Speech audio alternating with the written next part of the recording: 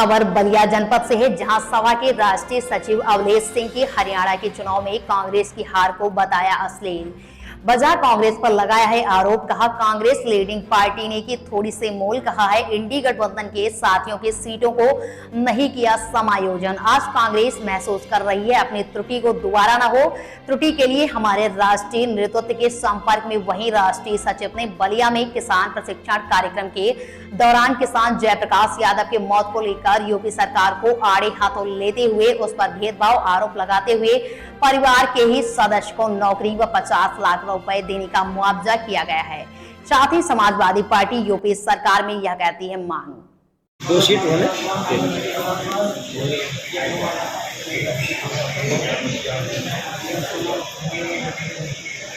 सवाल कर लीजिए, बोल दिए खुद ही अच्छे।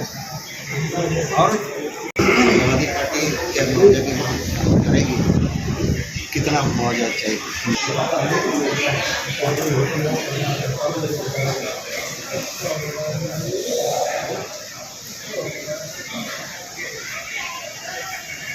इस तरीके से देखा जाए कि हरियाणा में भी दावा किया जा रहा था कि कांग्रेस की सरकार बन रही है, बहुमत से 100% बहुमत से कांग्रेस आ रही है।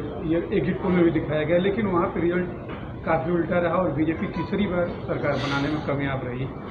और ये दावा फिर बीजेपी का है कि महाराष्ट्र और झारखंड में भी वही सरकार बनाएगी। इसी के तर्ज पे क्या कहना चाहेंगे? अब इसके तरफ पे देखिए, आपको कहना, हम इस तरफ पे कहेंगे कि इंडिया गठबंधन में थोड़ी सी कांग्रेस जो लीडिंग पार्टी है उसने थोड़ी सी भूल की है। उसने अगर अपने साथियों को 2-2 4-4 सीट भी समायोजन कर लिया होता और हमारे नेता का और जो गठबंधन के साथियों का साथ में कार्यक्रम करती, तो आज चुनाव जीता हुआ चुनाव हरियाणा में इंडिया गठबंधन का चुनाव जीता हुआ चुनाव भाजपा के हाथ में चला गया है। जो आज कांग्रेस उसको महसूस कर रही है और हमारे राष्ट्रीय नेतृत्व के संपर्क में काफ़ी बनाए हुए हैं कि जो त्रुटि हो गई आगे अब ऐसी त्रुटि न हो, उसका समायोजन उत्तर प्रदेश और महाराष्ट्र में, झारखंड में आपको आश्वस्त दिखेगा कि हम लोग चुनाव जीते और आगे अग्रसर चुनाव जीतते जाएंगे। अभी महाराष्ट्र में हमारे नेता का 2 दिवसीय कार्यक्रम हुआ था, आपने देखे होंगे। अभी 4 प्रत्याशी डिक्लेयर हो चुके हैं और उम्मीद करते हैं कि समाजवादी पार्टी वहाँ पे 12 प्रत्याशी की अपनी मांग रखी है।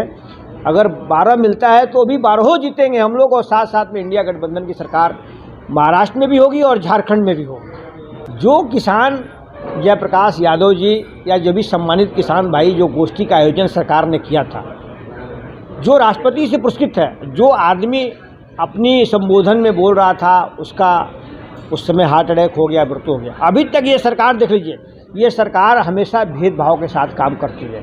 उनके नाम के साथ एक जयप्रकाश यादव लगा हुआ है, सबसे पहली बात। दूसरी बात, अभी तक नई सरकार का सूबे का कोई मंत्री, मुख्यमंत्री या कोई जनप्रतिनिधि उनके घर तक नहीं गया है, न उनके लिए सरकार ने अभी तक कोई निर्णय किया है।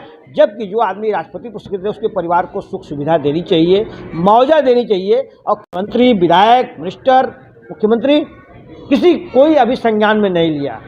तो हमारी ये मांग है सरकार से कि भाई उस परिवार को एक सरकारी नौकरी और कम से कम उस व्यक्ति को 50 लाख रुपया मुआवजा मिलना चाहिए। जो किसान राष्ट्रपति ने सम्मानित किया किसान को, इसलिए इतना उसका अधिकार बनता है, कम से कम उसको 50 लाख रुपये का मुआवजा मिलना चाहिए और उसके परिवार के एक व्यक्ति को सरकारी नौकरी मिलना चाहिए। समाजवादी पार्टी इसकी मांग करती है।